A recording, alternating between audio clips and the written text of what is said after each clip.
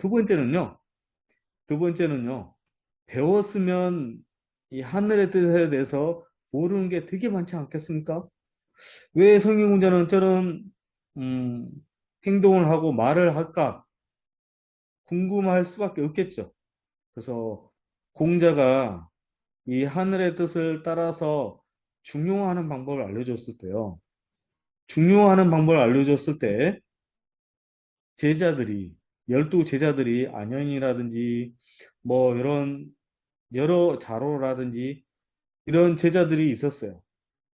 이런 제자들이 있었는데 이런 제자들이 그냥 공자의 가르침에 따라서 배우기만 한 것이 아니라 자기 삶 속에서 느끼는 여러 가지 고민과 관심에 대해서 이런 부분에 대해서 하나의 뜻을 쫓아가려면 이런 부분을 어떻게 해야 됩니까?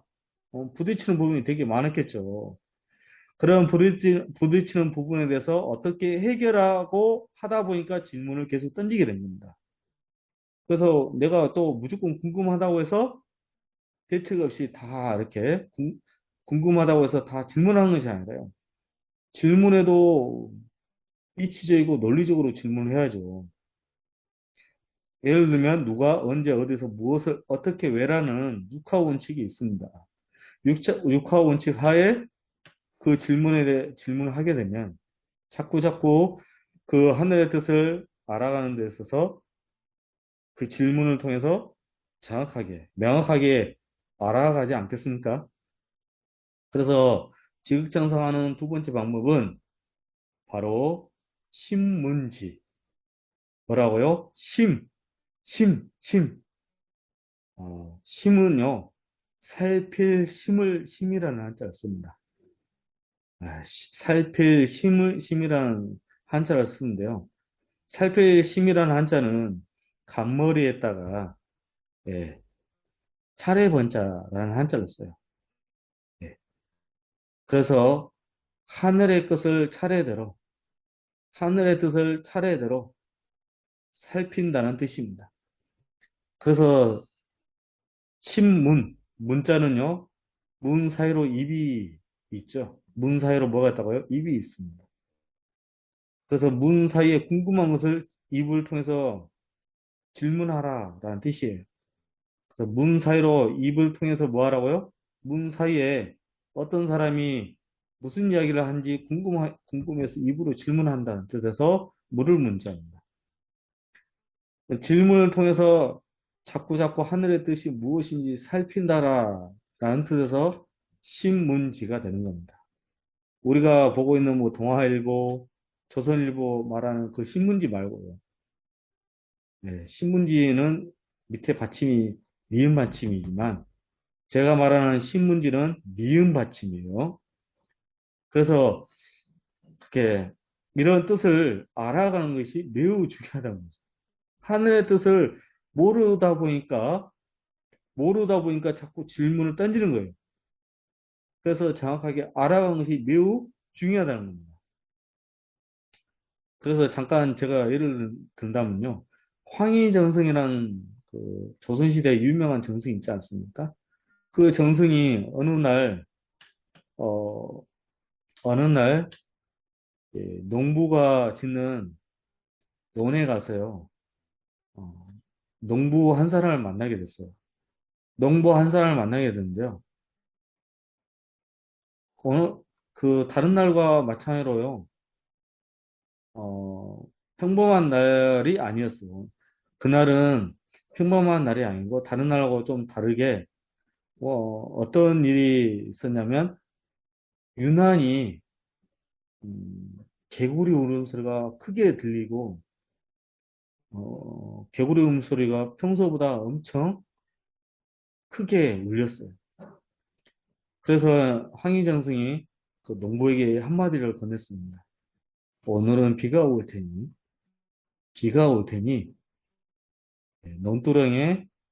논두렁을 치시오. 물이 잘 흘러갈 수 있는 논두렁을 이렇게 삽으로 이렇게 차라는 뜻이었어요.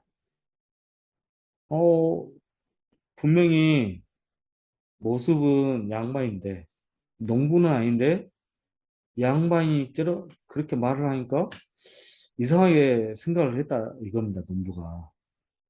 그래서 농부가요, 황희정 선생에게 물어봤어요. 왜 논두렁에 물을 쳐야 됩니까?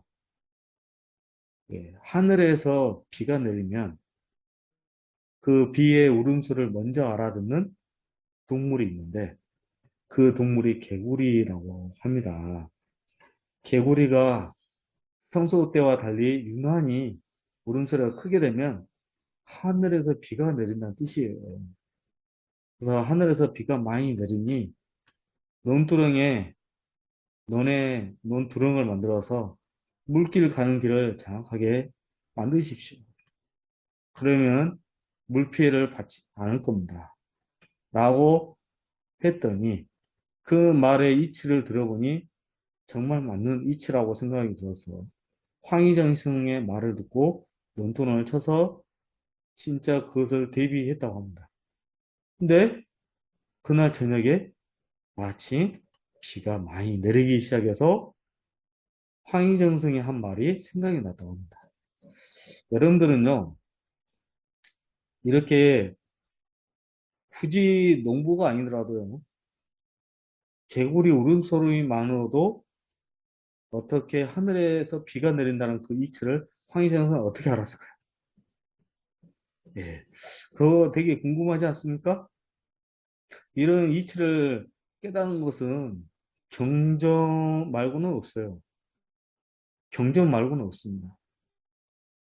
서경이라든지 어느 경전을 읽어보면 서경이란 책에는 홍수 9년 대홍수가 났을 때 요순 임금이 요순 시대의 순 임금이 9년 대홍수를 이렇게 지혜롭게 해결할 수 있는 그런 글들을 설명을 잘 해놨어요. 네. 요순평이라는 그 책에 설명을 잘 해놨습니다. 그래서 우리가 보면요. 우리가 무슨 하늘에서 난리를 겪거나 무슨 일이 있게 되면 그런 원고지신이라는 말이 있는 것처럼 옛날에 해왔던 그런 모든 것을 새롭게, 새로운 지식처럼 보이는데 그건 아닙니다. 옛날에 해왔던 그런 모든 것이 지금 현재에도 일어난다는 뜻이에요. 그래서 우리는 새로운 것을 막 알려고 하는 것도 중요하겠지만 더 중요한 것은 선조들이 그리고 성인군자들이 그리고 더 나아가서는 하늘의 뜻을 몇몇기 기록해놨던 그런 경전의 이치를 깨달으면 항의정승과 같은 그런 재상이 나타나서 농부가 하지 않는 그런 모든 것까지 이치를 깨달았어요.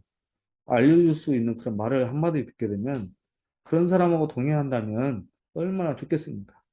그래서 농부도요, 황희정승이 왜 그런 말을 했는지 육가원칙하에 왜 이런 일이 발생하는지 상세하게 물어봐서 그대로 실천에 옮겼더니 지혜롭게 그러한 농사 일을 짓게 되었다는 그런 사실이 있는 겁니다. 그래서 우리가 무조건 어, 내 앞만 보는 그런 삶보다는 좀 아, 마음의 여유를 가지고요. 주위에서 무슨 말을 하는지 경청하는 자세로서 경전의 이치를 좀 깨닫게 되면 경전을 깨닫는 것 자체가요. 종교에 막 신취하고 막 거기에 빠져들고 그런 뜻이 아니에요. 배우고 익히면 내가 깨닫지도 못하는 그런 세상의 삶의 생활에 대한 지혜를 다 얻을 수가 있는 겁니다. 성인 군자처럼 성공한 삶을 사는 사람은 아무도 없을 겁니다. 그런 사람들의 지혜를 배운다는 것이 어떻게 종교에 빠진다라고 생각을 할 수 있겠냐, 이 말이에요. 우리가요, 지금까지 사회적으로 이제 여러 가지 문제가 있어서 종교에 심취한 것에 대해서 두려워하는 사람이 있는데요. 경전을 배운 것 자체는 문제가 되지 않다고 봅니다. 여러분들 삶 속에서요, 경전의 이 내용들을 읽고 경기 일으키는 것이 아니라, 뒤에다가 경자가 붙으니까 경기 일으킨다라고 생각할 것이 아니라요. 그 경전의 이치를 통해서 여러분들 삶 속에 적용을 한번 시켜보면 이 경전이 얼마나 여러분들의 삶 속에 도움이 되고 여러분들 삶 속에 정말 삶 속에 소망과 행복이 이어진지를 몸소 체험한 사람으로서 여러분들에게 공유를 해드리고 싶습니다. 그래서요, 우리는 지극청소하는 방법 두 번째가 뭐냐면 하늘의 뜻을 배웠으면 배운 것을 끝난 것이 아니라 그걸 다시 재복습하기 위해서 복습하는 차원에서 이 내용이 왜 이렇게 나왔는지 질문을 던져보는 겁니다. 질문을 자세히 하나씩 육하원칙 하에 하나씩 살펴보아서 던져보다 보면 내가 생각지도 못한 그 하늘의 뜻을 더 가까이 깨달을 수 있는 겁니다. 자, 보십시오. 천자문도요. 하늘과 땅과 이 사람의 이치, 천지인의 이치를 왜 천자문에다가 넣어놨는지, 그리고 하늘과 땅과 사람의 이치 가운데 또 음양오행도 적어놨어요. 음양오행. 음과 양이 있고 오행의 법칙에 의해서 이 하늘과 땅과 사람의 기운이 움직인다. 그게 결론이에요. 그래서 만물과 사람이 하나 되게 되면 어떻게 되는지 알려준 것이 천자문이라고. 그런 이치를 알고 천자문을 가르친 거랑 그냥 그걸 모르고 가르친 거랑 같겠습니까? 예를 들면 그렇다 이겁니다. 그래서요, 물어보는 것 부끄럽지 않습니다. 내 자신에게 먼저 물어보고요. 그게 해결 안 되면 이 경전의 이치에 대해서 잘 알려주는 경전 전문가, 유경, 성경, 불경에 대한 전문가, 그런 지식에 대해서 바깥 다시 한 분에게 배움을 통해서 그 배움에 대해서 정확하게 알아가는 질문을 던져보는 게 중요하다 이 말씀입니다.